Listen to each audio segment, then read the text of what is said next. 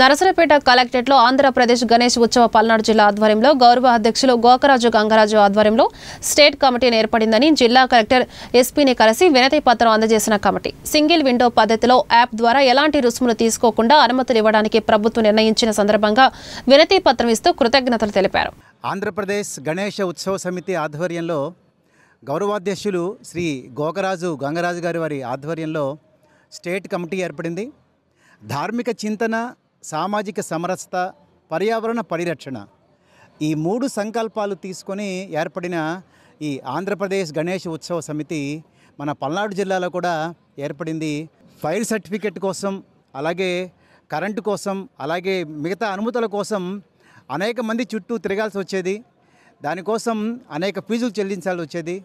మన కమిటీ వాళ్ళు వెళ్ళి గౌరవనీయులు ముఖ్యమంత్రి చంద్రబాబు నాయుడు గారిని, హోమ్ మినిస్టర్ గారిని, డీజీపీ గారిని కలిసిన తర్వాత వారు చాలా పాజిటివ్గా స్పందించి ఎలాంటి రుసుములు లేకుండా ఒకే సింగిల్ విండోలో వెబ్సైట్ ద్వారా అనుమతులు ఇవ్వడానికి వారు ప్రయత్నం చేస్తామని చెప్పారు. ఆ విధంగా వెబ్సైట్ ఓపెన్ చేశారు. ఈ సందర్భంగా ప్రభుత్వం వారికి ధన్యవాదాలు చెప్పడం కోసం ఈరోజు మేమంతా ఇక్కడ కలిసాం.